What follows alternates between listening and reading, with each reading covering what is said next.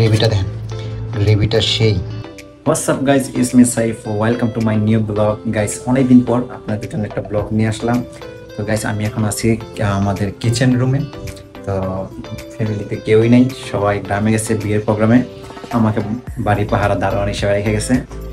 তো গাইস আজকে দুপুরে খাবার রান্না করব, এটা হচ্ছে পেশোয়ারি, যে তরকারিটা মূলত হলুদ মরিচ বা মশলা ছাড়া রান্না করা হয়। আজকে ওই খাবারটা আমি রান্না করব। আমি তেমন একটা রান্না বান্না পারি না, কিন্তু ট্রাই করতে কোনো সমস্যা নেই, আর ভুল না করলে কোনো শেখা যায় না। এখন রান্না করব, যদি ভালো হয় আলহামদুলিল্লাহ, আর খারাপ হলে কোনো সমস্যা নেই, যেহেতু আমি একা খাবো। আগে থেকেই যা কিছু দরকার, তরকারি রান্না করতে যা কিছু দরকার আমি সব কিছুই রেডি করে রাখছি। এখন শুধু রান্না বসাবো আর ওইটা আপনার সাথে শেয়ার করব। তো গাইস এখানে দেখতে পাচ্ছেন আমি এখানে রেডি করছি আলু, পেঁয়াজ, কাঁচামরিচ, রসুন এবং হচ্ছে আদা কুচি করে নিচ্ছি। তো আলুটা আর পেঁয়াজটা হচ্ছে আপনি চাইলে না কেটেও দিতে পারেন, কোনো সমস্যা নাই। আর এখানে মশলা কিছু নিচ্ছি, তেজপাতা, এলাচি, তারপরে দারচিনি, আর এটা হচ্ছে লবঙ্গ, এগুলা নিচ্ছি আর কি, আমার ইচ্ছা আমি দিব আর কি এগুলোর মধ্যে। আর এখানে এই ছোট্ট একটা পাতিল, যেহেতু একজন, ছোট্ট একটা পাতিলে রান্না করব। আর এখানে কিছুক্ষণ আগে ভাত রান্না করছি, যাতে বড় না হয় এই জন্য আর কি ভাত রান্নাটা দেখাইলাম না। আর এই হচ্ছে মাংসগুলো, আমি এখন এই মাংসগুলো পাতিলে নিব। মাংস অলরেডি অনেকবার ধোয়া হয়েছে, আমি আর চাচ্ছি না ধুইতে,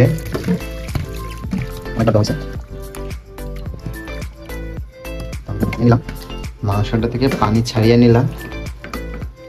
তো এখন চুলা বসাই দিলাম, বসা দেওয়ার পর আমি এখানে এই আলুগুলা দিয়ে দিব, পেঁয়াজগুলা দিয়ে দিব, রসুন দিয়ে দিব। আমি যেহেতু ঝাল একটু বেশি খাই, তো কাঁচামরিচ একটু বেশি দিলাম, হচ্ছে আদা কুচি। এখন চুলাটা একটু জ্বালিয়ে দিব, পরিমাণ মতন একটু লবণ দিব। আমি এখানে একটু তেল ইউজ করবো, যেহেতু আমি চর্বি নিই, চর্বি নিলে আপনাকে আর তেল ইউজ করতে হবে না। গাইস এখন আমি মশলাগুলো করবো, মশলা আগে দিতে পারতাম, সমস্যা নাই। এখানে পাতা 2টা দিলাম, লং দিলাম, গোলমরিচ দিলাম, আর এগুলো হচ্ছে দারচিনি, নাকফুল। এরপর আমি আবার একটু নেড়ে দিব, দেখা হচ্ছে 10 সেকেন্ড পর।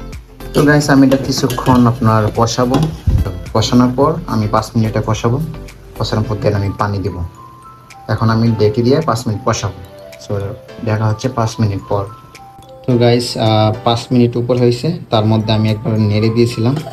তো এখন সেই অবস্থা, সেই ফ্লেভার বেরিয়েছে। তো সো গাইস অনেকক্ষণ হয়ে গেল, প্রায় 1 ঘন্টা উপর হয়ে গেল। আপনাদের একটু দেখাই এটার অবস্থাটা কীরকম হয়েছে। মাংসটা এখন একটা মাংস নিয়ে আমি ট্রাই করবো যে সিদ্ধ কতটুকু হয়েছে।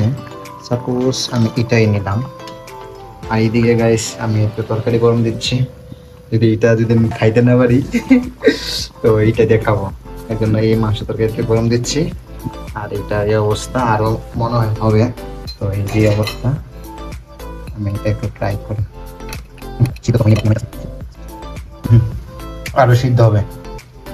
তো এটা আরো আমি আগুন মিডিয়াম দিয়ে এটা আমি আরো আধা ঘন্টা রাখবো, দেন এরপরে আমি আপনাদেরকে দেখাবো।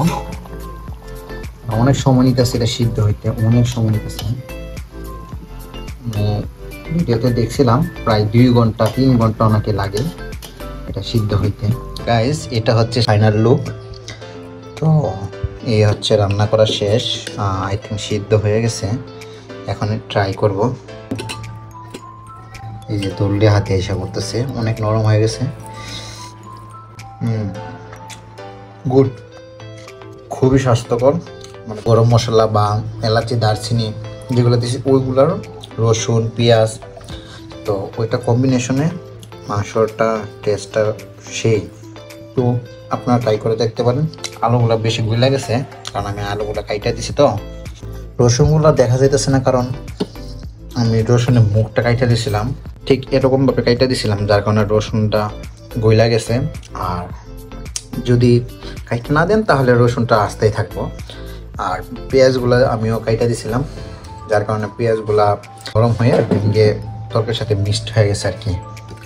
যাই হোক, দেখেন গ্রেভিটা, দেখেন গ্রেভিটা সেই সুন্দর একটা গ্রেভি হয়েছে।